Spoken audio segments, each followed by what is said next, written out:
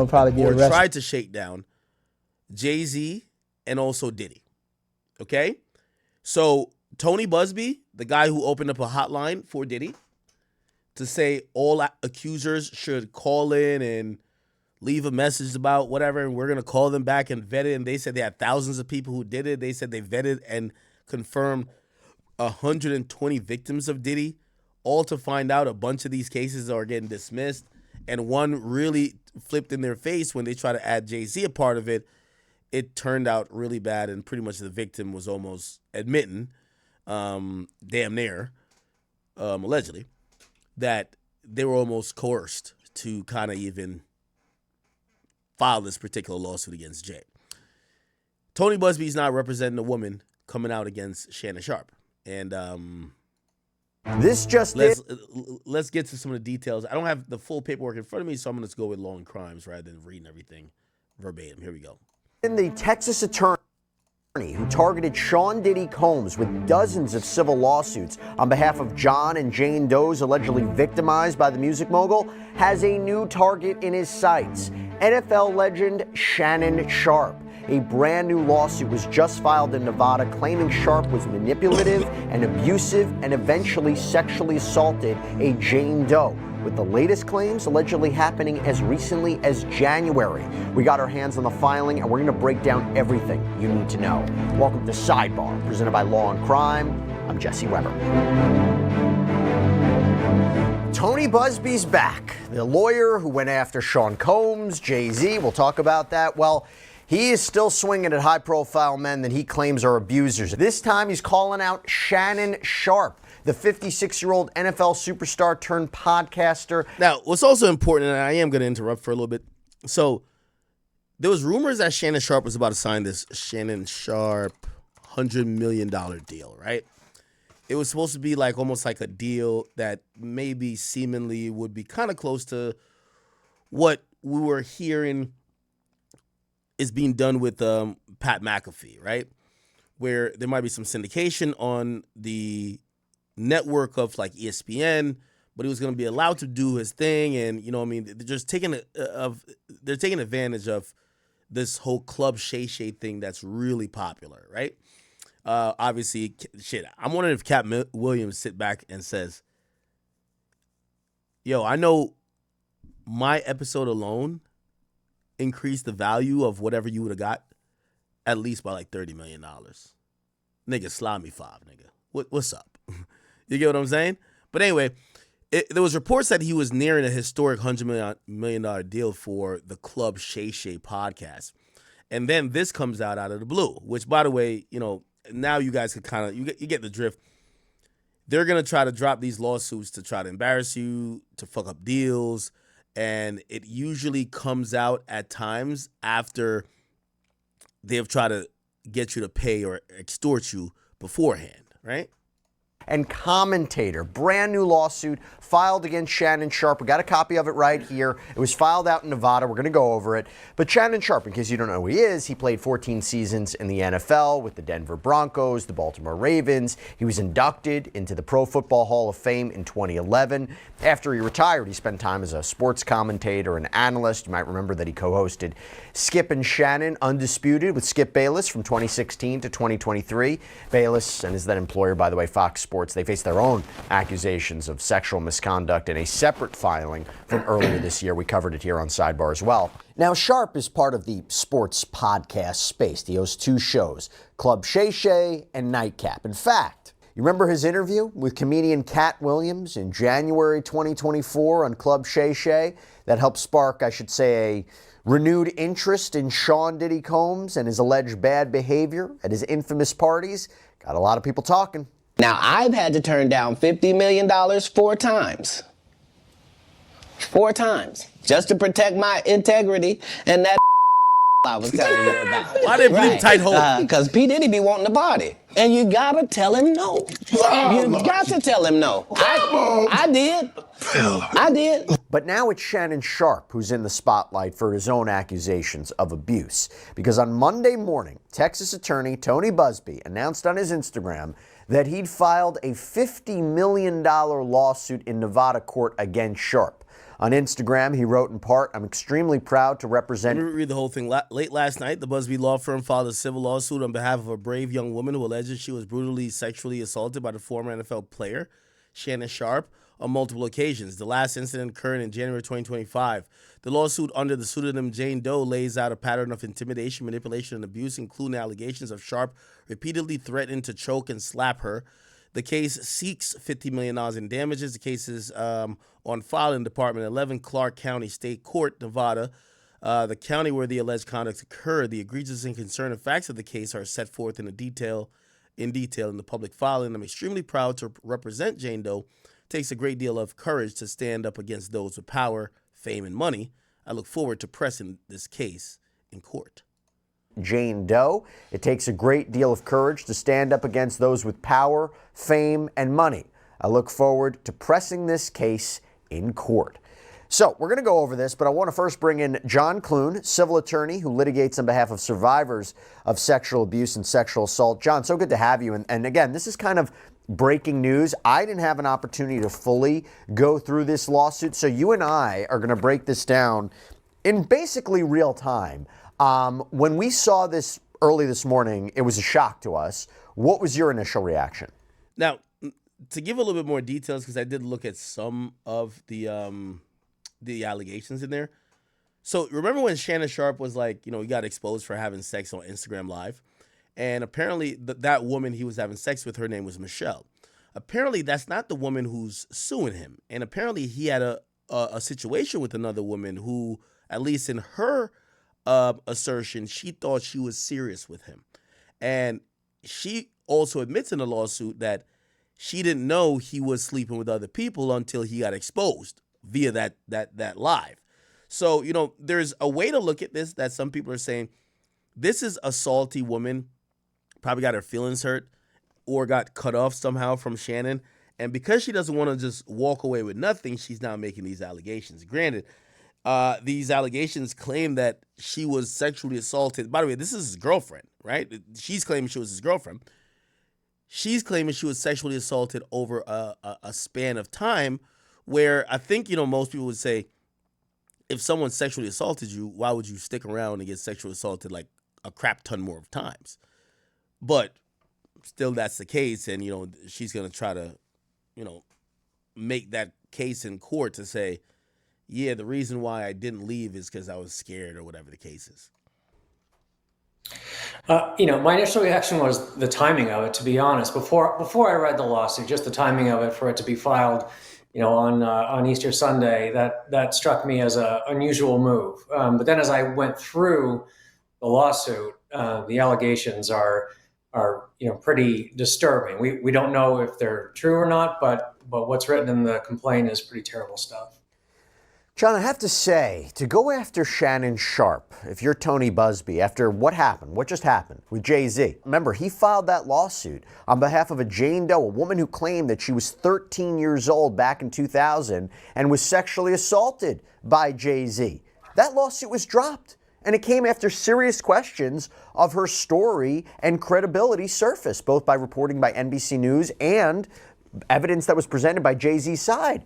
Jay-Z ended up suing this woman, suing Tony Busby as well. So now to go after Shannon Sharpe, another high-profile figure, does that tell you that he feels he has the evidence in this case?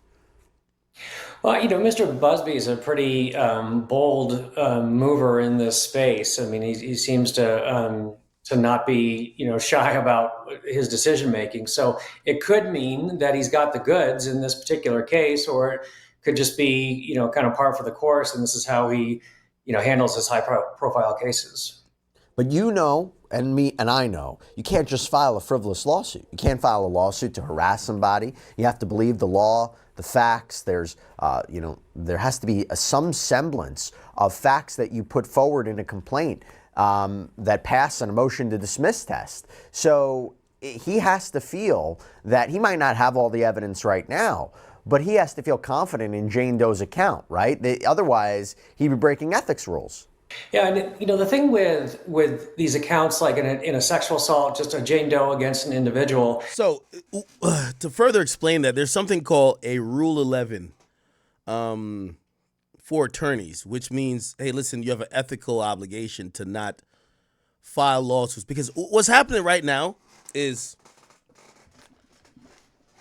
lawyers are picking up these cases or actually going out to seek clients, right? Like they're kind of like pocket watching. They're like, who got the bread right now? They find somebody with the bread. Maybe that person is loud, boisterous. Maybe that person, talks about them liking women or has a promiscuous lifestyle, especially someone who's not married. That's why these days I've talked to some people in the industry. They're like, yo, listen. They're like, over the last couple of years, I'm telling you, these are real conversations I've had. They're like, yo, we used to be like, damn, yeah, we not in the game no more. We on the sidewalk because we with wife and kids. But they said after seeing where things are now, the only people safe are people married with wife and kids that don't wildly cheat all the time. Because what's happening now, the single men who are just fucking girl, and it happens that you're probably fucking women who you don't trust that much, but you're just getting a nut off. Them women, if they link up with the right attorney, them chicks start coming at you. And that's been happening more and more. So these lawyers are going out to seek some of these women. So I would imagine, again, this is just my speculation, don't have any proof of it. Tony Busby was probably like, yo, who's really getting the bag right now? They probably hear some rumors that Shannon Sharpe's about to get a bag, and they're like, yo, we got to find a woman who has fucked him. They find the perfect one. Some chick who felt she got cut off, or she got like the short end of the stick. Because at the end of the day, and I would hope Shannon Sharpe would even admit, bro, you ain't getting girls because of your looks. You're getting girls because of, your fame, your status, which are things that are valid things to get, women off because women care about them. But when they date you, they don't want to leave high and dry. It's not like, all right, we'll catch you later. All right, this was great, so we're just going to move on. It kind of turns into this vindictive, like, well, I need something to leave. It's like a severance package damn near, right? Anyway. It's really hard to get rid of that case on a motion to dismiss or even down the road on a motion for summary judgment, because if you have your client who's saying, this is what happened to me, and then in this case, say Mr. Sharpe says, no, that's not what happened, it was very different, that's really a trial issue. That's not something a judge is really going to dismiss on motion. So other types of cases that have more subtle elements to them maybe can get dismissed on motion, but this kind of thing is really hard for a defendant to get rid of short of trial. By the way, our content shows just how rampant crime is right now, and that is especially true in network operation business. By the way, before we get into the context of the suit, Jane Doe, so filing under Jane Doe, a pseudonym, typically speaking, how likely is it that she will be able to continue moving forward in this litigation anonymously? I know in the Sean Combs case, several courts have said that the Jane Does and possibly even the John Does have had to come forward and reveal their identities. Talk to me about what the interests, the different factors the court will look at, and whether or not Jane Doe would be able to proceed anonymously. Yeah, I'd say at best it's 50-50 that she's able to proceed in that fashion. I mean, generally speaking, there's a strong preference in the courts for transparency and open proceedings. That includes using your real name in the lawsuit. If you can convince a court that there's a public interest in keeping her name from the public, which can be something like safety issues, it can be the shame of the situation, if it's the age of the person, quite often if they're underage, you're much more likely to be able to keep the pseudonym. But in this kind of a case where it's one adult against another, unless there's any particular safety harms, it's not an easy thing to be able to convince a judge to keep it as a Jane Doe. Yeah, and I've seen the argument put forward by the judge. Basically, if you are choosing to file a lawsuit and you are putting this celebrity in the spotlight, the defendant has a right to defend himself, to investigate your claims, to investigate you. You're the one who chose to file the lawsuit and put your credibility at issue, so you should have to be able to proceed with your name and your identity being exposed. But again, there are certain factors to consider.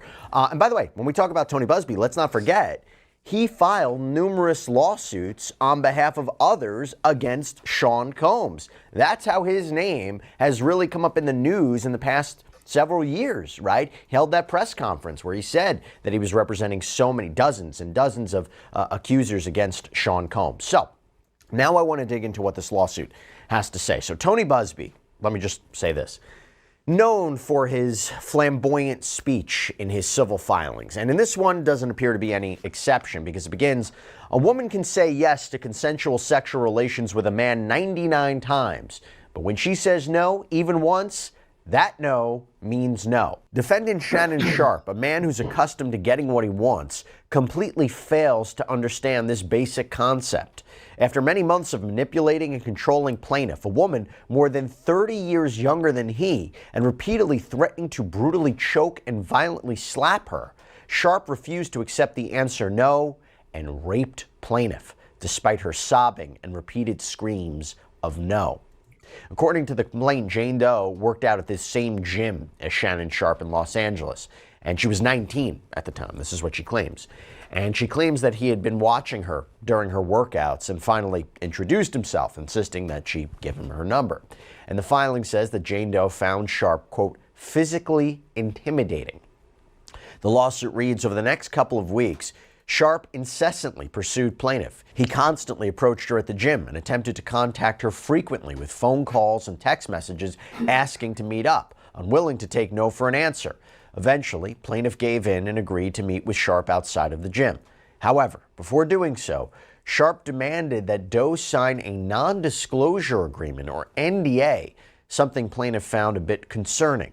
She wondered why Sharpe was so insistent on her signing an NDA. She refused.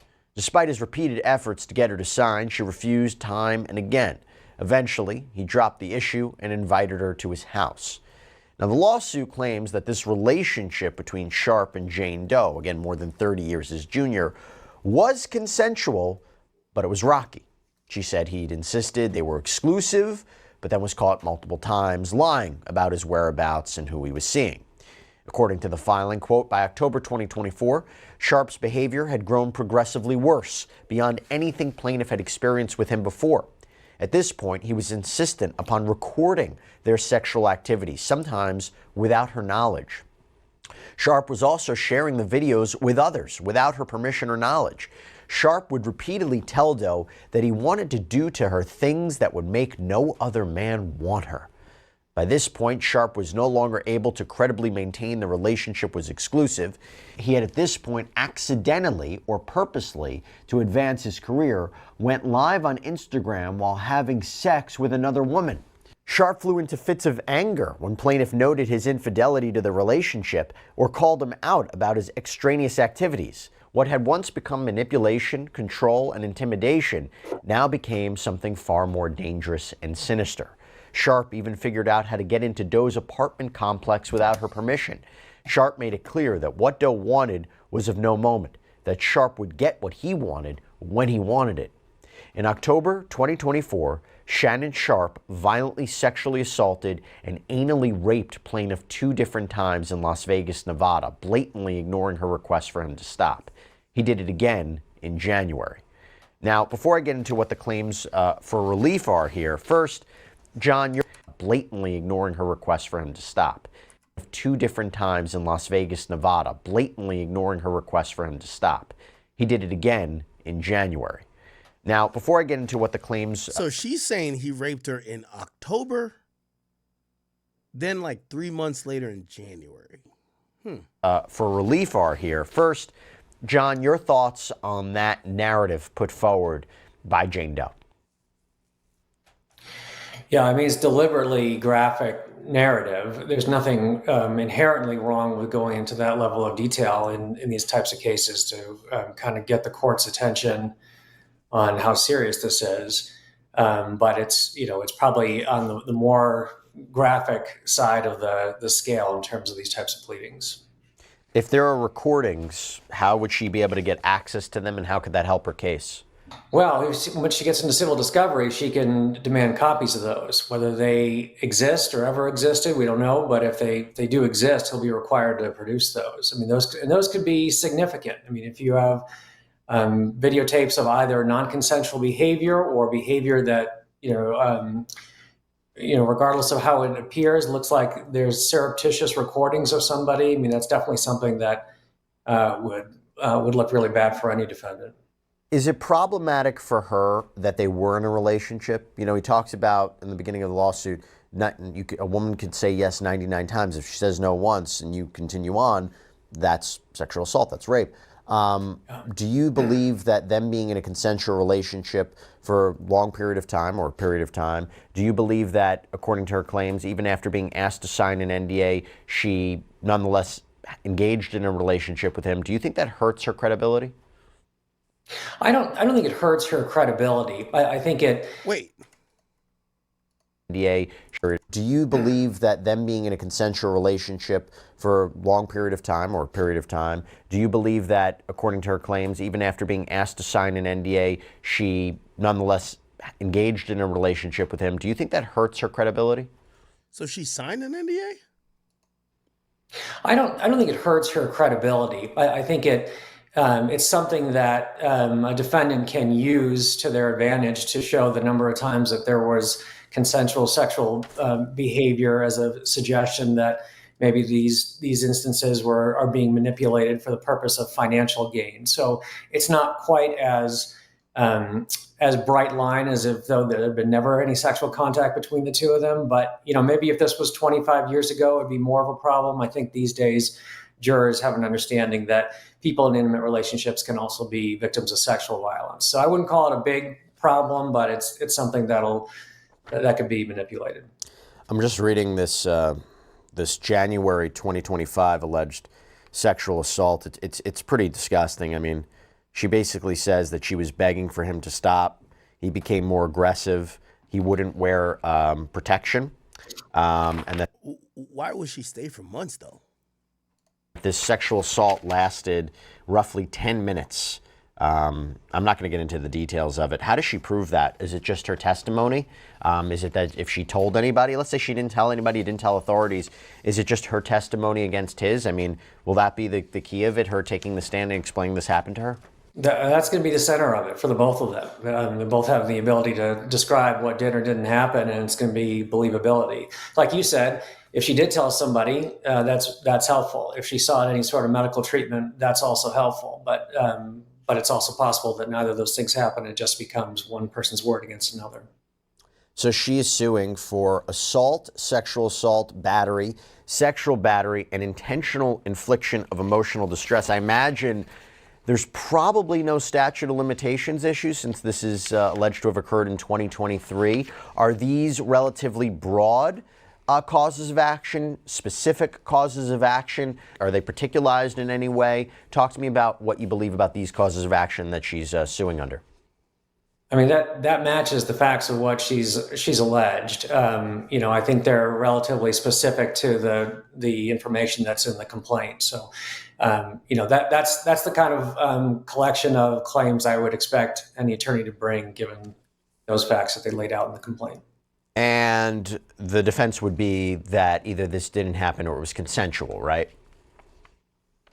Right. That's pretty much the two options. Most of the time these days, because of things like, DNA or other ways to corroborate some sort of sexual activity, consent becomes the number one defense. So that's what we see most of the time. Remember when I said this was a $50 million lawsuit? So I want to read you what she's suing for. General damages in the sum of excess of $10 million, special damages in the sum of excess $10 million, punitive damages $20 million, statutory penalties $10 million. How do that feels like a lot of money. I mean, now that you also wonder, how do you put a price on if this really did happen? How do you put a price on sexual assault? But at the same time, $50 million for general, special, punitive, statutory penalties. Talk to us about what those mean and whether or not those would be appropriate in a situation like this. Yeah, so the general damages are going to be her emotional distress damages. So what's the general impact to her now and kind of for the years to come as a result of going through this? If this happened, and I want to underscore, we don't know if this happened, but if this happened, $10 million does not seem to me like an excessive amount of emotional distress damages. I mean, this is something that would stay with somebody for the rest of their life and be a significant struggle at various points in their life. The special damages are going to be economic losses. Those can be harder to establish. I mean, you'd have to use an economist to try to talk about how this is going to impact somebody's future career and their therapy, psychiatry, that sort of thing. It might be difficult to get up to $10 million for the special damages. The punitive damages, $20 million, those are damages that are just designed to punish somebody for their conduct. And again, if what has been outlined in the complaint is accurate, I could see a jury awarding that sum. We talked about a case the other day where there's $1.7 billion that was awarded for against one individual. That was for 40 women, but still was about $42 million per plaintiff. So the punitive damage figure is high. I mean, these are all really high numbers, but they're not. I don't think they're inappropriate in terms of what they have in the complaint. I'm not sure what the statutory penalties are, what they're referring to. That's probably something that's specific to Nevada law. Interesting. Well, actually, talking about other lawsuits, by the way, in this filing, in Busby's filing, it also mentions a lawsuit against Shannon Sharpe out of New York. This one was filed by a woman named Michelle Evans, who's representing herself. She filed her complaint in New York State Court in December 2023. The case is still ongoing. She's suing for defamation, libel, slander, slander of a woman, intentional infliction of emotional distress, negligent infliction of emotional distress, seeking at least $14 million in damages. And Evans makes many of the same claims against Sharpe that Jane Doe does, including that she tried to distance herself from him after learning he was having sexual relations with other women, but that he became enraged and attacked her. In fact, her lawsuit contains an alleged quote from Shannon Sharpe that matches, I will say, almost word for word, a line in Jane Doe's complaint. So Evans' lawsuit says that Sharpe told her during a sexual assault that, quote, he would make it so no other man would want me. Again, you just heard that. Jane Doe's lawsuit reads, Sharpe would repeatedly tell Doe that he wanted to do to her things that would make no other man want her. And Evans' complaint also states Michelle Evans was subjected to non-consensual sexual encounters, which in itself is a deeply traumatic experience that has resulted in long-term psychological harm, post-traumatic stress disorder, PTSD, severe anxiety, and depression. The trauma is exacerbated by the public defamatory statements made by Shannon Sharpe, which have led to public humiliation, loss of dignity, and a sense of betrayal. And she even provided a chart showing how Sharpe's alleged actions impacted her. According to a sworn affidavit from Sharpe, he denies the allegations that Michelle Evans has laid against him, says it was actually Evans who was manipulative and threatening, says that she was harassing him via text messages and phone calls. So it makes me wonder, since at the time of this recording, John, we're still like, this is breaking news. We haven't seen a response yet from Shannon Sharpe. Could come out later after we air this. What do you imagine you're going to hear from him or his side? Well, first of all, I think that they're going to be careful about saying too much right now. They're going to probably strongly deny the allegations and look forward to their day in court and maybe some other strong language. But I expect it to be somewhat generalized and not responding to some of the individual facts of the case. In regards to that other lawsuit, what they're probably going to say is, well, sure, it lines up. Mr. Busby had the opportunity to read this lawsuit before drafting his own, so that's the reason why they match up. So I would expect down the road we may hear something like that from the Sharpe camp. Yeah, I was wondering. I mean, there's two ways of looking at it. You could say someone could say I accept that both of these accounts are legitimate. Obviously, they would say Shannon Sharpe has a pattern here. He says the same things. He does the same things. Or alternatively, this Jane Doe read that lawsuit and said, "Oh, she claimed that. I'll claim that." You piggyback off of it. Do you think that this is a case that would be advantageous for him to settle? I mean, obviously, we do not know what happened, right? He could say none of this is true. I want to fight. I want to clear my name. Go through litigation, expensive. There's an emotional toll. There's a lot of different factors. But if you settle it, what message does that send? Yeah, it's a tough situation because you don't want to settle it. You don't really want to go to trial on it either. I mean, going to trial in a year and a half and having all of this testimony come out, if it's consistent with what's in this complaint, if somebody feels like they've been wrongfully accused, they want to vindicate themselves, they want to prove their innocence in court. But from a PR standpoint, for somebody who's high profile like Mr. Sharpe, going to trial is going to be a difficult proposition for him. But what's the message of settling it? Maybe after things have calmed down, there might be a space to settle it and say, look, this was a business decision. I still don't believe anything what she's saying, but it was worth it to me to be able to move on with my life. And that's the messaging that you can have once the initial media calms down. But whether or not it's something he wants to.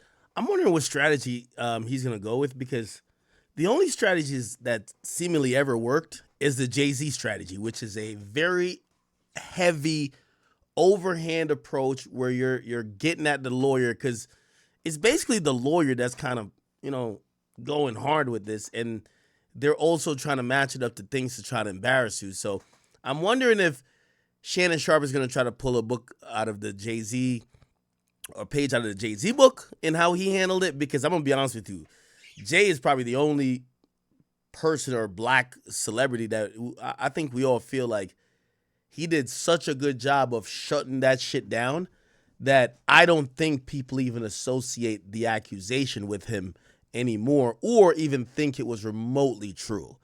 So, and that was basically because of the aggressive way his lawyers handled it. So I don't know if Shannon Sharpe is going to do that. I don't know if he's going to settle. I don't know if he's going to take it to court, but he's just not going to, try to play hardball. We will see. I'll have the lawsuit pulled up for next time, but it's just a complaint. It's clear. It's on face value, and I could read some of the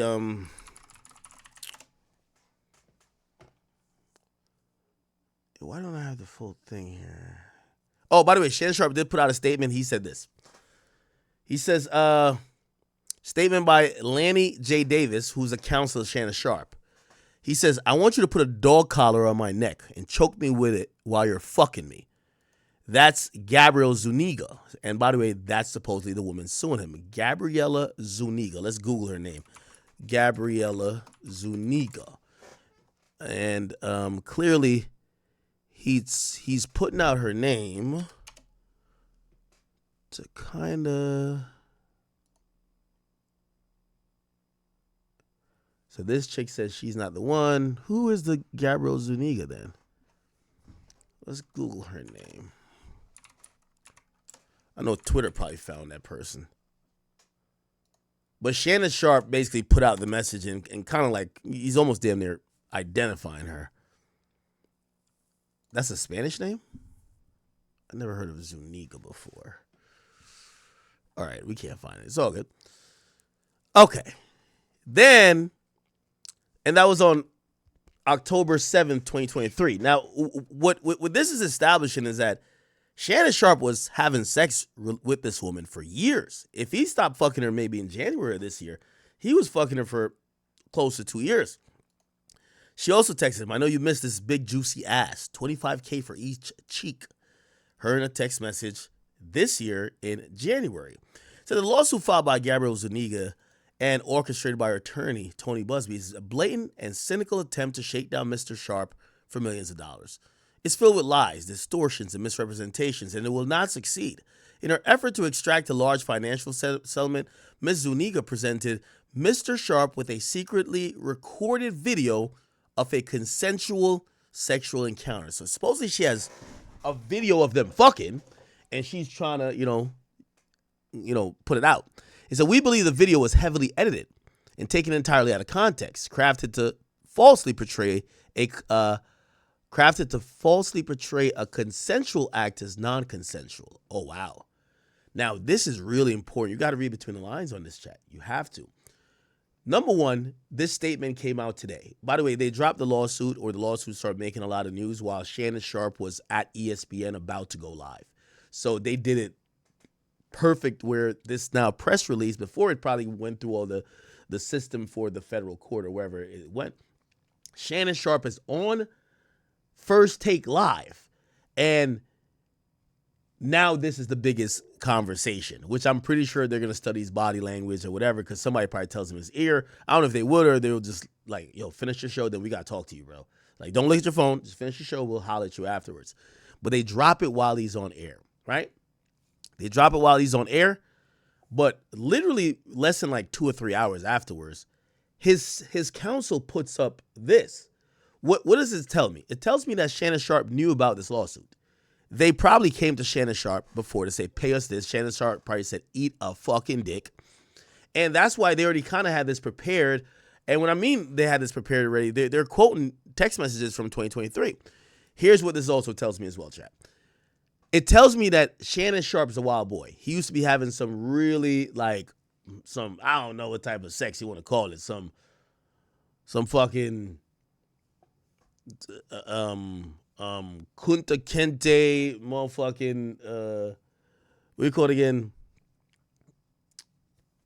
12 years of slavery type of sex with this girl, because you got to connect the dots here. He says she has a video of them fucking, but he claims she edited the video that it doesn't look like it's consensual. Now, here's the thing. When we think about sexual assault, there's no way sexual assault looks consensual, right? Unless maybe the person's just like out of it, right? And even then, that's not consensual, right? It's like we're usually thinking someone pushing someone off. I don't get too graphic in it, but like we're not thinking like a woman is having fun, right? Shannon Sharpe is saying that the video looks non-consensual. So we got to think about what non-consensual looks like. It's maybe a woman in pain, a woman pushing off, a woman saying no, right? Like if that's caught on video.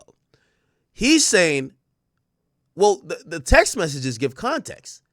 She was requesting. Now, this goes into the Andrew Tate shit. Like Andrew Tate and one of the girls he was dealing with, she used to tell him that she was into this kink of him beating her with a belt.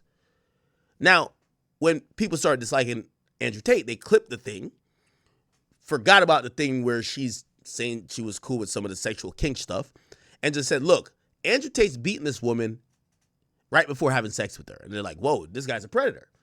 So it appears that Shannon Sharpe is having this kinky sex, but this kinky sex look like she's into as well, because she's saying it. I want you to put a dog collar around my neck and choke me with it. So it's very loaded here, but you got to read between the lines. There's probably a video, which, by the way, probably looks horrible. And I could imagine that Shannon Sharpe was weighing for months. Do I pay this? Or do I allow this to come out in at least a lawsuit? Because now the lawsuit's out, you never know if the video gets out. Here's what we got to imagine is on that video. Shannon Sharpe is like a 6. How tall is Shannon Sharpe? How tall is Shannon Sharpe? Shannon Sharpe is a 6'2", super muscular dude. And if there's a video of him having his hands around a woman who I would imagine she's either petite or no matter what, she's not as big as him. Like, look at this guy. If you see this guy with his hand around her neck, or she has a collar and he's yanking on it, bro, it's going to be hard to sell that as consensual. And that's why I think they put that text message there, where they could be like, yo, she was requesting some of this freaky shit that she's going to put out a edited video of only when she's getting choked. She ain't gonna put out the other videos or the other parts of the video where she's not getting choked. She's gonna have this edited video where it looks like I'm doing something to her non-consensual. You get what I'm saying? Chat, you gotta think about the statement. It all makes sense. The first thing they put is, I want you to put a dog collar around my neck. I don't know what type of sex Shannon Sharpe has with these women. Not here to police the type of sex another man has in his bedroom. Of course, we expect that sex between two parties, whether female and female, men and men, or men and women, which is the more norm, should be consensual. But some of these niggas got their kinks, right? Some of these niggas got their kinks. And I don't know if that's, and here's the funny thing too, because there's some women that's into what's called BDSM, this bondage stuff. And they might be like, no, just tie me up when you fuck me. Shit, I ain't gonna lie. With the age and day we're in, like, you might have to have her sign a waiver. Or you might have to film the entire thing yourself. Just to have some context on, no. You hear her say, babe, could you tie me up? Could you put a handcuff on me? Whatever. Because And there's so much questions raised here. How does she have this video? Did she record the video? Where was the video recorded at? Was it at Shannon's house, her house, was it at a hotel? How did she get her hands on this video? Did Shannon send the video to her? But it looks like they came to Shannon Sharpe and his team. They sent the edited video saying, you know, we have this video of you fucking our client and you're choking the living hell out of her while you're fucking her. You know, nobody with a brain would say that's consensual. Just pay up. Give us, and I ain't gonna lie to you. I do think they got some shit. I'm not saying Shannon did a motherfucking thing wrong. I'm saying they have some things that they feel could be taken out of context or could be used to sway the public opinion of the truth. That's why, bro, they're asking for $50 million. You know, we heard about this like 30 million. Some people say 50 with the Cassie shit. But some people say it was like around 10. Diddy's way richer than Shannon Sharpe. If they're so confident trying to go get $50 million, not only are they probably pocket watching to see he's about to get this other deal,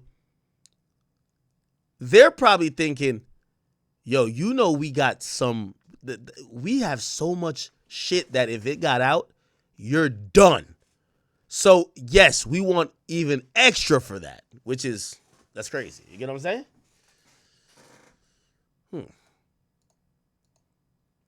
Okay, let's keep reading. We believe the video has been heavily edited and taken out of context. Crafted to falsely portray a consensual act as non-consensual, Mrs. Zuniga has provided a copy of the full, has refused to provide a copy of the full unedited version of the recording to Sharpe's legal team. To set the record straight, we are releasing several of her own explicit text messages to Sharpe that clearly indicate the nature of the relationship was consensual and sexual in nature. And in many cases, initiated by her with specific and graphic requests. Contrary to the allegations she makes in her lawsuit, consensual sex continued till January 2nd, 2025, the day after she asked for $25,000 per cheek. As quoted above from her text message to Mr. Sharpe, there are other examples of texts from Ms. Zuniga. For example, only if you put that baby gravy in me, then I could do whatever I want. Then it says, what? Only if you put that baby gravy in me, then I can do whatever I want to me. Text from Mrs. Zuniga to Shannon Sharpe on November 23rd, 2023. I want to put my tongue in your asshole, then marry you. Text from Gabrielle Zuniga to Shannon Sharpe, January 12th, 2024. That's my daddy. Hold on, give me 1 second. Give me 1 second, chat.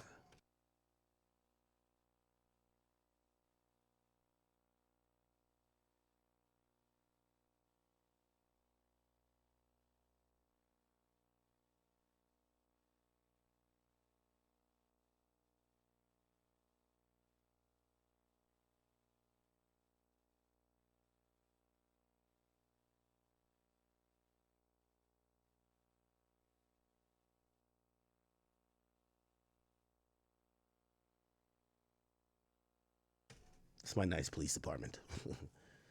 I'm going to have to play a video. I got to go do something because the police here. Streaming shit, you know. I'll come back and read the rest of these. Just give me 1 second.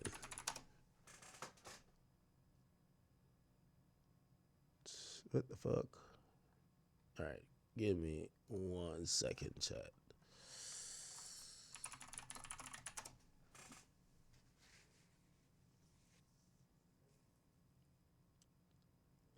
Wait, did they talk to it?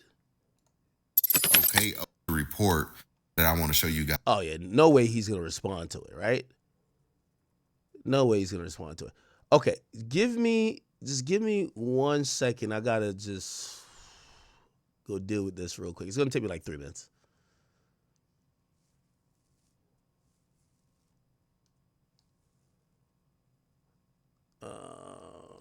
Now I'm going to go back on Law and Crimes.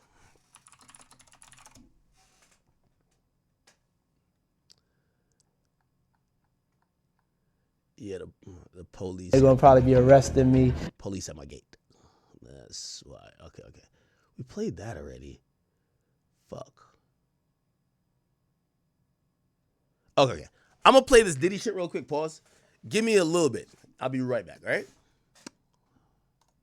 Trial delays. I'm dealing with the cops. Just but they love me. Expert test. May 5th, he faces racketeering charges, sex trafficking, transportation to engage in prostitution. He's been hit with a third superseding indictment. And before we get into anything, I asked Elizabeth, I said to Elizabeth, everybody wants to get into this courtroom. I remember during Weinstein, even though we were press, you had to wait till 5 in the morning. I said to Elizabeth, Elizabeth, how'd you get into court? And what did you say to me? I said through the door. Through the door. Through the door. Dead serious. She goes, through the door. Thank you for clearing that up. It was a long hearing. I apologize for my blonde and ditziness. Everybody outside is still laughing because that happened in real time. So I know you were able to get in, press badge and all. Yeah. First thing I have to ask is, Combs walks in. How does he look? What does he do? What does he say?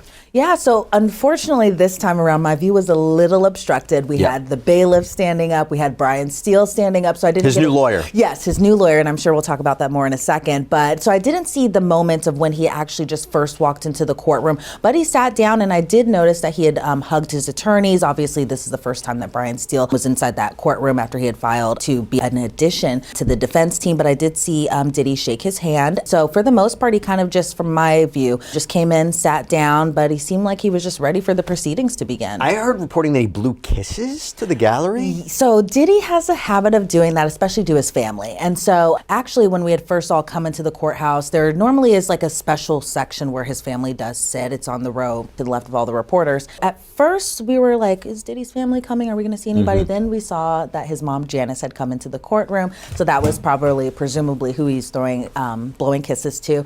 And then his son Justin Combs and a friend of Justin's, who by the way was wearing a free puff hoodie inside the courtroom, walked in a little bit after the proceedings had already begun, but I assume those blown kisses were specifically to his family, especially his mom. That won't be allowed when that trial starts. Yeah. And let's talk about that. When is this trial starting? Why do I say that? Because there's been a lot of back and forth about whether the trial would be delayed for 2 months. I did a sidebar on this yesterday. This is what Diddy requested, a 2-month adjournment, a 2-month delay. Basically was making the argument that the government's still producing all this discovery material to him. It's regarding the new count 4 related to sex trafficking of victim 2, I believe. And the prosecution said, look, we learned this information late. We turned it over. They made the prior argument that the victims have a legal right for this trial to begin and not be delayed. So what was the discussion about a delay today from both sides, and what did the judge ultimately rule? Well, the judge ultimately ruled that we are heading to trial not in the summer, not in July, August, whatever it may be. We're still going to be heading to trial next month. And pretty much May 5th. Yes, May 5th. Yeah. And pretty much his ruling kind of surrounded the fact that between Diddy's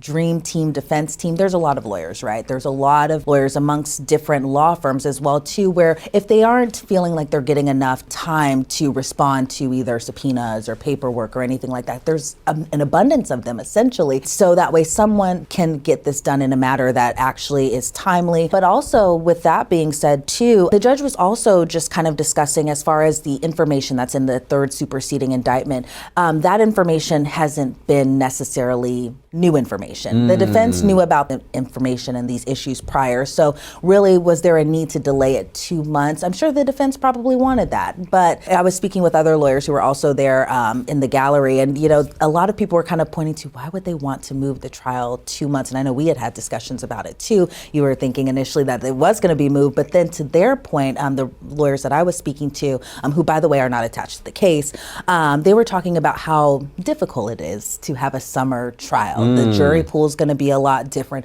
It's going to be hotter outside. So who knows what the outcome may have been had the trial been moved to the summer. But no, we know for a fact it will not be delayed 2 months. It's still going full steam ahead beginning next month. Wow. Unbelievable. I also feel like money is going to play a huge role in Combs' upcoming trial, whenever that should happen. Wealth, power, resources. And in that vein, and since April is Financial Literacy Month, I bet you didn't know that, I didn't know that, we have this incredible sponsor who can help you stay on top of your finances, Experian. So the first step to take control of your credit and finances is to download the Experian app, which, by the way, has tons of free tools. Your free FICO score, so it can help you boost your FICO score instantly for free with Experian Boost. Free access to a marketplace of credit card, loan, auto insurance options that are matched to you. Free credit monitoring with real-time alerts to keep you in the know on changes to your Experian credit profile. And by the way, you can easily freeze your Experian credit file for free in the app, helping protect you against identity theft. So make sure your finances are always in great shape with Experian. Use the link in the description or scan the QR code to download the free app now. Results will vary. Additional terms may apply, and see the App Store for more details. Let me ask you this. Last time we spoke about, material being turned over and whether there's a delay, there's a lot of discussion about victim 4 in this case. Was there any discussion today in court about either, by the way,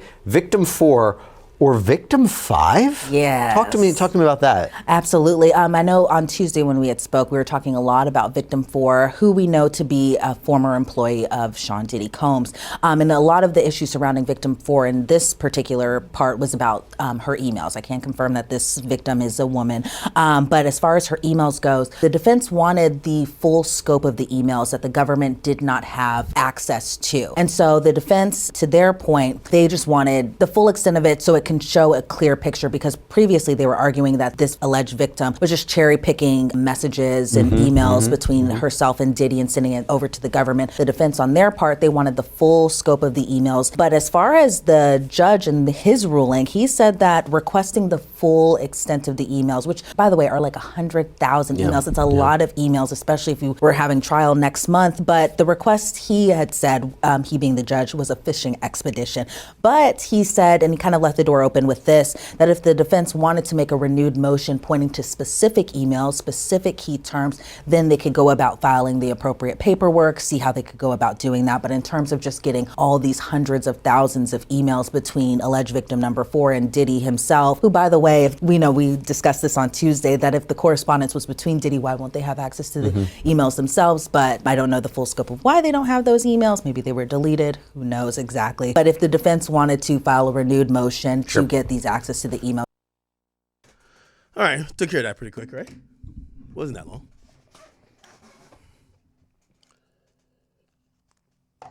I'm here. Relax. Okay. We're back to this Shannon Sharpe shit. Oh, we're good. We're good. Somebody said, brother, love got me? Nah. The police department here, they're very courteous. I think they all know me now. They know I stream. I think they even know I'm on stream. They're like, hey. Yeah. Okay. Shout to understanding police departments. And this is why you got to be also understanding of their job too. Okay, perfect. So, where were we? So the text from her, this is the 23rd. I want you to put your tongue in, I want to put my tongue in your asshole, then marry you. Now, this is also kind of important. This seems like a woman that probably was not only fucking him to fuck him, but she probably was gaining a lot of feelings. This was happening they're fucking for like 2-3 years. She started to catch feelings. She knows he's a freak. He wants to tie her up, do all type of stuff. I'm not saying, she's suggesting this stuff like, oh, let's do it. Sounds like she's down with it. But you always got to know, like, and we're speaking as men here. It's a method to the madness. These women want to eventually have a kid with you, want to have a family with you. And probably over time, as she realizes Shannon Sharpe is getting more and more popular, he's entertaining more and more women, then she's probably telling her girlfriends, nah, that's my man. Like, yeah, he just don't claim nobody. Matter of fact, they think he gay, but that's my man. That's my dick. Pause. And then she gets embarrassed because all her friends hitting her saying, yo, why Shannon went live fucking another girl? What the fuck? So, that probably starts some arguments. Probably tries to break it off. Or she tries to break it off. And then, of course, this subsequently comes, right? It says, you better crave it because you're going to be stuck with it for life. Oh, my God. See? It's clear that she's not just like, oh, we're having fun, fucking, and that's it. She's almost saying, yo, yeah, we might be joking about having a baby, but we're serious about having a baby. We're serious about building a life together. So it says, you better crave it because you're going to be stuck with it for life after you put a big black baby in me. Text from Gabriel Zuniga to Shannon Sharpe on August 11, 2024. These messages are just a sampling of a broader pattern of graphic sexual communications initiated by Miss Zuniga. The evidence paints a clear picture. This was consensual. Adult relationship that included role-playing, sexual language, and fantasy scenarios explicitly requested by Miss Zuniga. The edited tape that Ms. Zuniga secretly taped and showed to Mr. Sharpe during her blackmail attempt tries to falsely portray, as a result of this editing and out of context from prior messages, that the sexual activity was not consensual. But Mr. Sharpe now believes her secret taping was all part of her planned setup as part of her blackmail scheme. As distorted by her edited tape, a copy which she refused to make available for Mr. Sharpe or his counsel, Mr. Sharpe categorically denies all allegation of coercion or misconduct, especially the gross lie of rape, and will not submit to what he sees as an egregious attempt of blackmail. He stands firmly by the truth and is prepared to fight these false claims. Sorry, y'all. Sorry. Allergy season right now. These false claims vigorously in court. He looks forward to vindication through due process and a judgment based on the facts and the law. Okay. Somebody said, explain this in 2K terms. In NBA 2K terms, think of Shannon Sharpe as a 99 overall legend with a clean rep. Gabriel Zuniga, a lesser-known player, accuses him of cheating with illegal mods, posting an edited clip to show him committing flagrant fouls. She demands $50 million in VC to drop it after already extorting $525K VC from him to stay quiet earlier. Sharpe has unedited gameplay footage and chat logs proving he played fair, showing Zuniga claims are fake. She kept spreading lies, leading to a formal complaint, the lawsuit. Now Sharpe's squad is fighting back. Hopefully the game mods, the courts, see through her tactics and clear his name. What the fuck? Is this an AI bot? Even Grok is on his side. So what archetype is he? In the NBA 2K analogy, Shannon Sharpe fits the two-way playmaker archetype. This archetype excels both at offense and defense, mirroring Shannon Sharpe's real-world roles, his media presence where he makes strong art. Okay, oh my God, all right. Hilarious. Do you think I should pull up the, it would take me a second, probably 3 or 4 minutes. Do you think I should pull up the full complaint? Shannon Sharpe, we read Shannon Sharpe's explanation, but clearly she's probably saying some freaky shit that Shannon Sharpe was doing. Now, granted, it could be all lies, and we have to take this with a grain of salt, right? These lawsuits come out with salaciousness. You get what I'm saying? Oh, he did this. He wanted to do this. But here's the thing. As people that are consuming media, sadly, we're entertained by some of these things oh, shit, he's into that? Could be fucking false. Shannon Sharpe is live right now. By the way, is he? No way.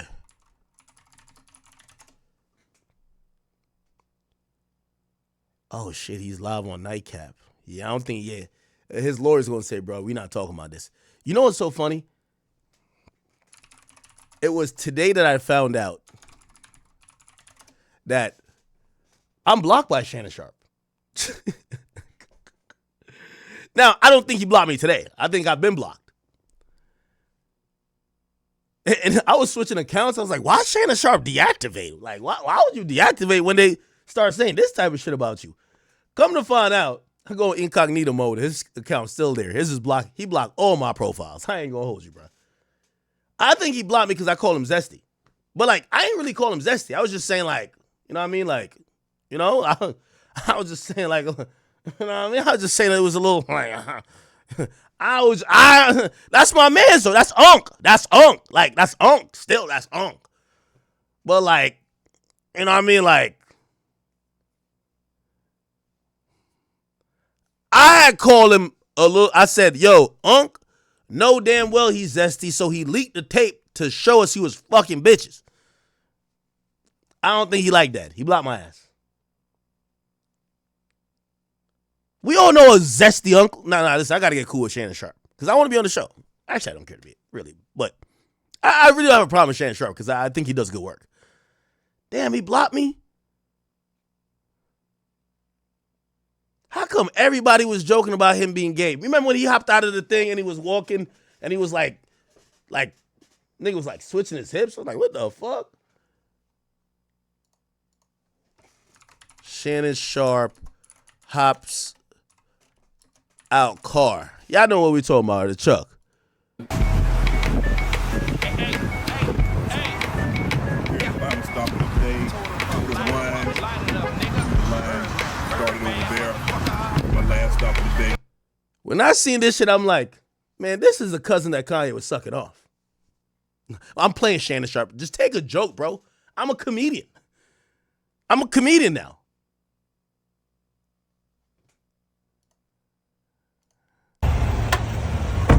Today, we got up early. We don't make excuses, but today we finna go ahead and get a couple blinds. We're gonna see what today consists of because we don't make excuses. And then Wines, see the line start. Shannon Sharpe had like this gay stylist who he was rocking with the whole time. Made a business decision that, you know what, I'm going to front and center my gay stylist, Hollywood Simpson. I'm going to front and center a gay stylist who has been connected to publicly with several former professional football players. Why do I call that a business decision? Because anyone familiar with how Hollywood and the entertainment industry works, anyone who has wet their finger and stuck it in the air and figured out how corporate culture I thought he was going to say something else. Wet their finger and stuck it. works in America over the past decade knew that the wind is blowing in the direction of everybody who calls themselves an ally of the LGBTQ. Shannon Sharpe made a business decision. Anyway, I think that's why he blocked me. But that got nothing to do with this. Who cares if he unblocks me or whatever? I think the story is a little bit bogus. I think Shorty was dating him, got mad that he was fucking other women. Like, you know, every girl think their pussy is the best thing since pussy was invented. She probably thought, yo, I'm putting this pussy on him so good. Shannon Sharpe probably, like, he a big gorilla looking nigga, man. Like, that's probably been fucking women a lot since the NFL. Like, a lot of these niggas, they're so burnt out with fucking, they have all type of weird kinks. Just tickle my toes, baby, tickle my toes. Like, you know what I mean? Like, got all type of shit going on. So his shit might be like, let me put my dog collar on. Whatever. Like, he want to put a dog collar around her. He want to do whatever type of kinky shit to get his nut off or whatever. And I think she was probably down to acquiesce. Like, all right, you fucking freaky ass nigga. All right, we'll do it. Niggas, just get a collar from PetSmart, nigga. Just get it from Petco, okay? Just make sure you get the one that's like stretchable, because I don't want to get choked out here. You know what I mean? And I think she was down with it. She down with the thing. And then what probably happens is, you see a lot of times when you get like these little freaked out women who's down to do whatever to please you, these chicks, they're not doing it just because they love sex. They're doing it with like a mission in mind. All right, that's my nigga, but we gonna have kids. Or that's my nigga, but like, I know I'm gonna get a bag. That's my nigga, but like, yo, he about to marry me, whatever. Yo, Shannon Sharpe is probably cutting and fucking, like, just keep going through all these joints, you know what I mean? And she probably got cut off. And she's like, fuck that. I'm not going out like that. What the fuck? I ain't wear a damn dog leash this whole time for nothing. What the hell? Especially, here's the thing too.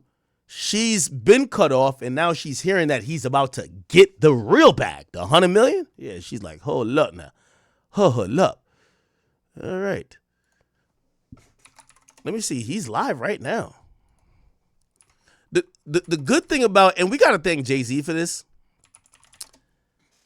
Like, the overwhelming response I saw to people reacting to this was, yo, we don't believe this chick, bro. Yeah, $70 million a year. So, man, like he don't got no energies. Murray handled the ball. They cost them the game. What an exciting ball game! As the round is yours. It's up from seen him in the playoffs. Y'all know me. I'm your favorite unk. My co-host is your favorite number 85, the Liberty City legend, the Bengal Ring of Fame honoree, the Pro Bowler, the All-Pro. That's Chad Ocho Cinco Johnson. Also our contributor for all things. Okay, yeah. I mean, his mom. He's not supposed to address it. I'm pretty sure his employers know and his business partners know. Like, hey, listen, he gonna stay low, but this ain't the thing he gonna address. He did address it with the statement, but him coming on here and riffing is probably not the best of idea. So I don't think he's doing nothing wrong. If you ask me, I kind of believe that Shorty's capping. Like, you know, here's a few questions that we never get to when we're reading these allegations because these allegations are so quote unquote juicy. So you said you got raped months apart. Did you go to the police? We get it. You said he was intimidating, this and third. Outside of his presence, did he lock you in a dungeon? Did you get to go home? Did you get to go around your parents and your friends where you could feel safe? Did you go to the police? Did you get like a rape kit done? Did you have them investigated? Because that's how you would try to preserve some evidence. Did you try to get him locked up? Did the police find anything? Did you go to the police? Like, again, she's saying there's multiple months between, like, 2 specific rape events. Did you ever go to the cops? Not to blame the victim, but why'd you pop back up? If you're suffering all these things like PTSD, this and third, why the hell did you show back up?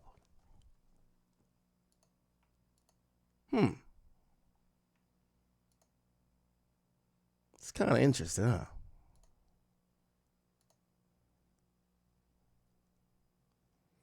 I don't think no one has talked about this.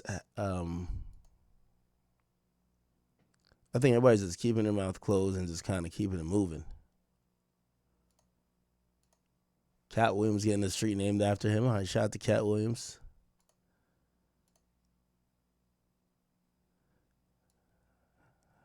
Let me try to find this real quick, chat. Again, I know y'all like some of the salaciousness, but like, would I certify any of her claims to be true? I would say take it with not a grain of salt, a ton of salt.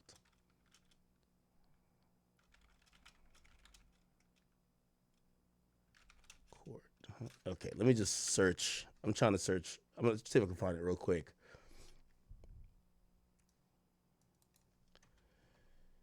Give me 1 second. All right, I think I got it. Okay.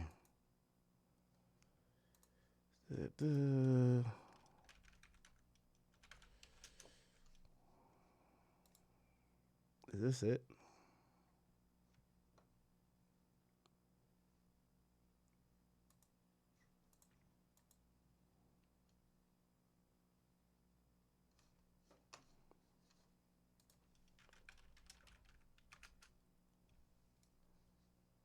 Hold on. I should have looked this up before I got on stream.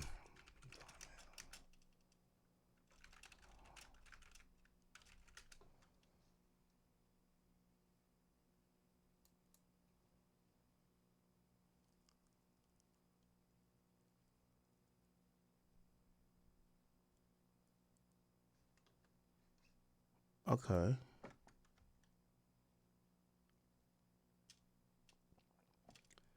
This site is slow as shit.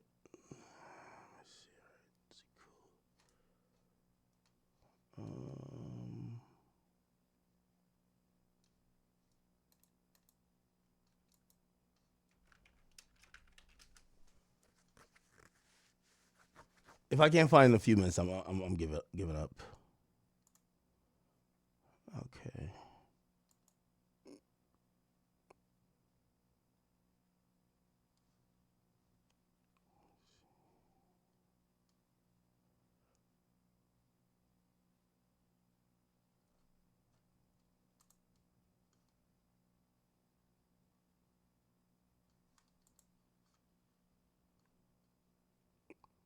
Okay, can I find this shit?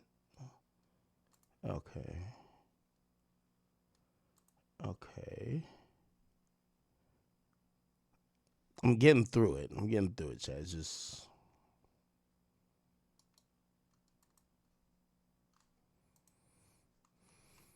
Okay.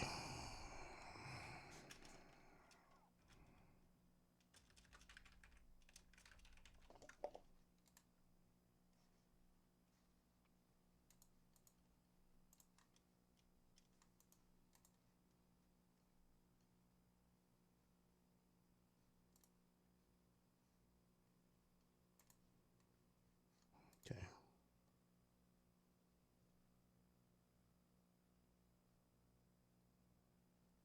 I found it. Okay. Okay.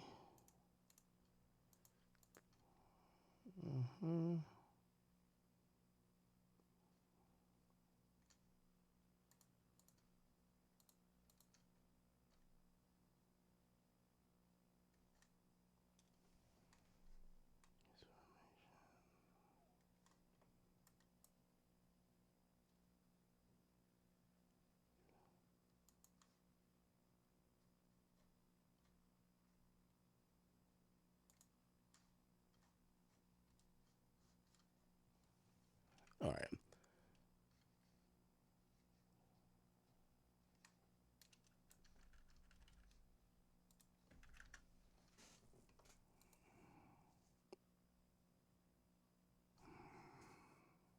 Got it.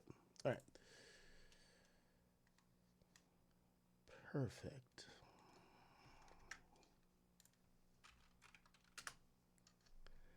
I'm just pulling up the full thing. The dude from Long Crimes said he didn't want to read some of the graphic shit. I'm like, that's what we came to read, the graphic shit. So I'm gonna put it on screen. I'm gonna just look at it to make sure they don't do no goofy shit like put like a naked picture of the girl on here.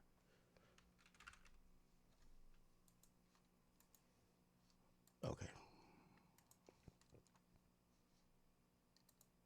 Sorry, Chad. I don't like when there's like dead air and y'all are waiting on me to do some shit. I just had to pull up this lawsuit. After this, we already did the Kanye stuff. I'm trying not to double back on topics today.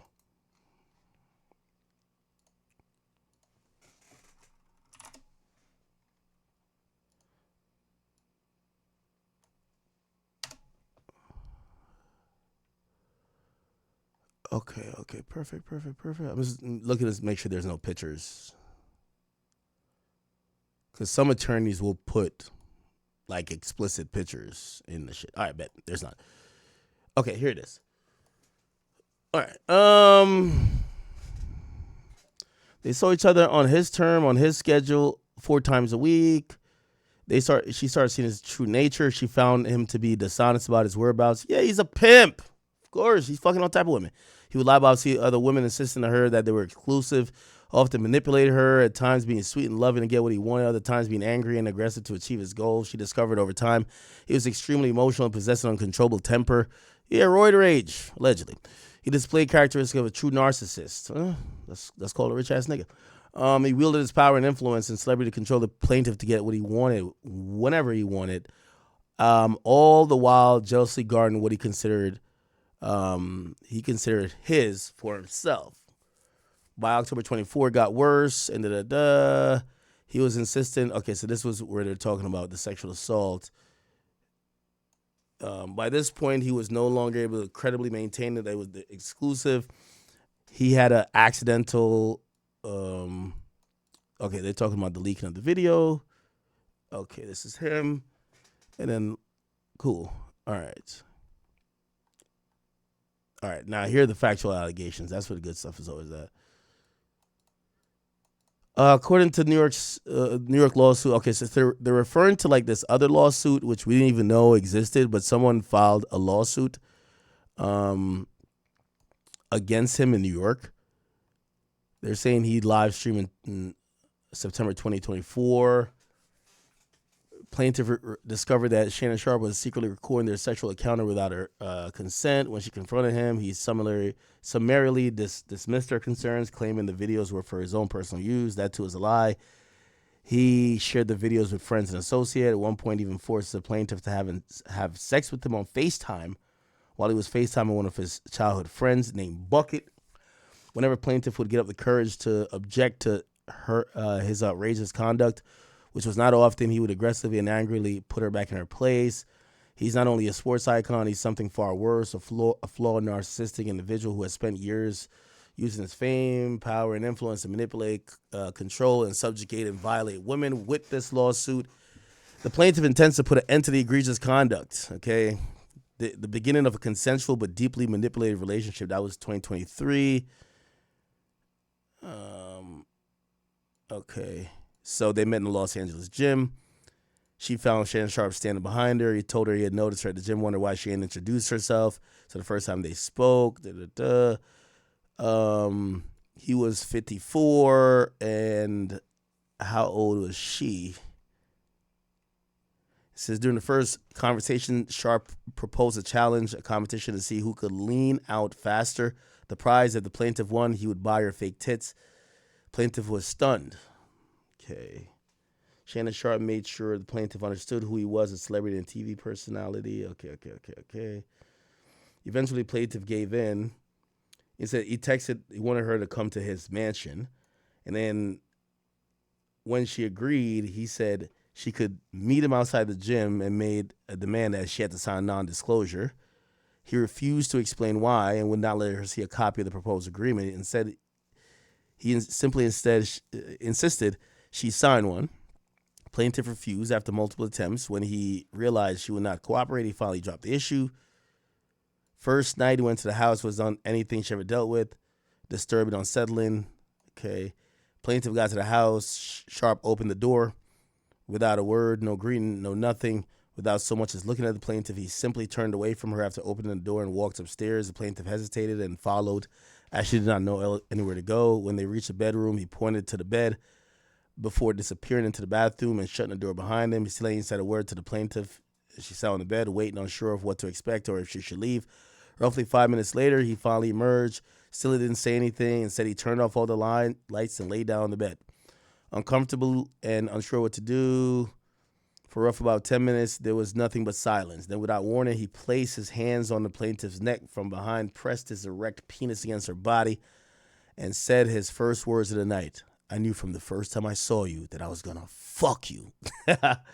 I'm laughing just because it just seems out of the blue.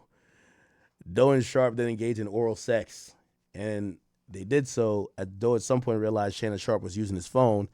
He was apparently recording her. Plaintiff could see he was trying to be discreet, but obvious what he was doing. She said nothing, scared to confront him for what he might do or say. When it ended, he rolled over and went to sleep. At some point during the night, Shannon Sharpe woke up, grabbed the plaintiff by the vagina, and began having sex with her. Next morning, he woke her up roughly 4 a.m. to shoot a media segment for the sports television. He woke the plaintiff up and told her she needed to leave, but informed her that she had to be back at 9 p.m. exactly. The following night, plaintiff arrived at Shannon Sharpe's house at approximately 9:05, just 5 minutes past the time he had demanded. The moment he opened the door, plaintiff experienced his first rage. He immediately launched into a verbal assault, screamed at the plaintiff, berating her for what felt like hours. He accused her of disrespecting him, wasting his time, and warned that if she wanted to be with the Shannon Sharpe, she would have to learn obedience. Plaintiff was terrified and feared for her physical safety. Still enraged, Shannon Sharpe turned off the lights, grabbed her by the neck, and just like the night before, began having sexual intercourse with her. This cycle of control, fear, and submission became a routine, yelling at her, controlling her, forcibly grabbing her by the neck, saying he was going to kill her, and a certain dominance became the norm. Over the next year and a half, plaintiff saw Shannon at his house often as 4 times a week. He would treat her like an object, continue to control her, not just physically, but emotionally and psychologically. He demanded complete control over her at time and body and expected her to be at his house on his schedule and at his command whenever he called. The verbal abuse never stopped. He would berate and degrade her just as he had from the beginning. Over time, specifically, he was yelling at her while there was a firearm visible in the room. Terrified for her safety, she tried sharing her location with friends from her iPhone just in case he saw her doing this. The moment he realized she was doing this, he grabbed her neck, says, "If you ever do that again, I'll fucking kill you." Okay. Now they're saying 2024 summer, that's when the relationship becomes fearful and non-consensual. The aggression went so crazy. He says the plaintiff was with her friends. They could hear Shannon Sharpe yelling over the phone and would ask if she was safe and if she was okay. In the summer of 2024, plaintiff and Sharpe moved to Las Vegas for their own reasons. Shannon Sharpe liked to say the plaintiff followed him to Vegas, but that too is a lie. Wow, they're even making counter arguments. Shannon Sharpe has never said nothing, but I guess there's text messages that probably say that. Once in Vegas, Shannon Sharpe again insisted the plaintiff sign an NDA. She refused, and again he persisted. After enough resistance, he let it go and continued seeing her multiple times a week. His behavior did not change. It was erratic, controlled, and verbally abusive, all while telling the plaintiff he was committed to a sexually exclusive relationship with her. Then in September 2024, he humiliated the plaintiff. He live streamed himself having sex with another woman on Instagram for over 1.1 million followers to see. He later made jest of the incident on the podcast Club Shay Shay and the show Nightcap, but for the plaintiff, it was anything but funny. He had repeatedly assured her they were in an exclusive relationship. This was a lie that not only hurt her emotionally, made her fear for her sexual health and risk of sexually transmitted diseases. At one point, the plaintiff began to pull away from Sharpe. She stopped answering phone calls and stopped telling him where she was going to be when he would demand to know. Plaintiff's feeble attempts at freedom and independence further upset Sharpe. He began flooding her phone with calls, demanding to know where she was at. He called relentlessly multiple times per hour. The harassment became so unbearable. The plaintiff frequently began leaving Nevada to cut off communication, resist his efforts to control her, in an attempt to reclaim some of her controlled life. To courage, all right, cool. So on October 6th, he supposedly sexually assaults her, right? Plaintiff was working out of the Nevada gym, following her routine. As she worked out, she saw Shannon Sharpe aggressively approaching her. She could tell by his look and the way he moved quickly towards her that he was furious for having been ignored. As soon as he got close, he told her, "Sit the fuck down or I'm going to kill you." Plaintiff refused. He said, "I don't want to talk to you. You cheated on me." His response was dismissive and control of usual. "You don't have a choice." He demanded they talk in private. Again, the plaintiff told him no. She made it clear she didn't want to talk to him or be alone with him or want him come into her home. But Shannon Sharpe didn't care. He never took no for an answer. He forced the plaintiff on the threat to get in his car and go to her house. Once he was in her apartment, the plaintiff tried to keep the conversation in the living room, but Sharpe refused. He demanded to go to the bedroom. She said no. He didn't listen or care. Once inside the bedroom, he grabbed her from behind and forcibly positioned her for oral sex. He held her in place and forced her to begin performing. After he became even angrier and said, "You disrespected me so much, I'm going to punish this asshole." Wow. "I'm going to make it so no man will want you again." Plaintiff at this point was crying and sobbing. Tears streamed down her face as Shannon Sharpe repositioned her and took her from behind and inserted his penis into her anus. As he forcibly anally raped her, he said, "Turn around and look at me." Shannon Sharpe grabbed her forehead or head, forcing her to look at him, and she sobbed. He said at this point, "Look at me. Look at my arm. I've got chills. This is how good it is." Shannon Sharpe forced himself on the plaintiff, R-worded her, raped her. Despite her sobbing in agony as it happened, he told her in the moment she was crying that the experience was so good, it was giving him chills. Shannon Sharpe's behavior demonstrates that he believes the plaintiff to be his personal property, possessed and owned by him.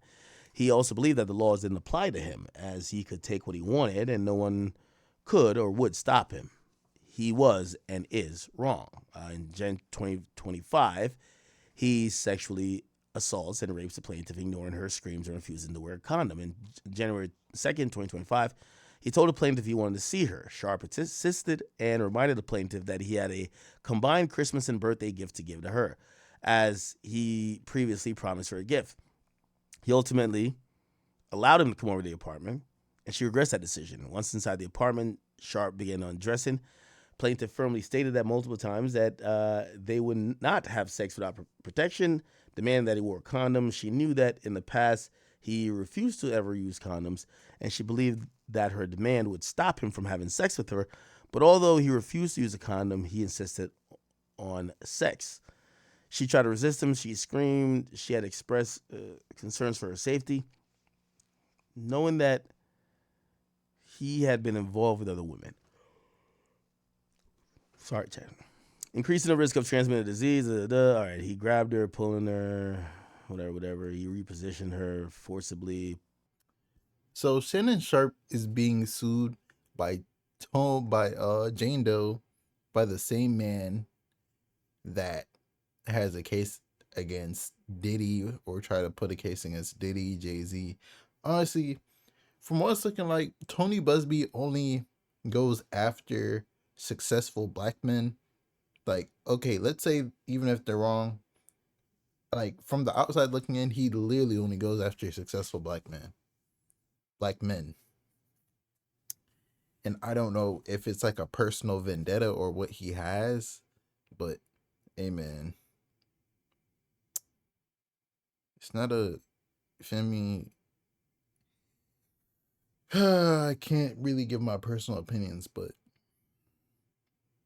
it's crazy. I hope this isn't true. I don't see this case really going anywhere. Like, cases like this is really only for headlines, so it sounds crazy. And like, I feel like with a lot of black people, you're guilty, like, and then proven innocent. You're not like proven innocent until, like, you feel me? Till you go to court. And this headline just looks so crazy. And like what Axe said, he has $100 million deal on the line. Of course they want to get him out of here, bro. Or lower the deal or something. I don't know. But it's your boy Big Act News. Make sure you like, comment, subscribe, and pray for the best for your Shannon Sharpe, man.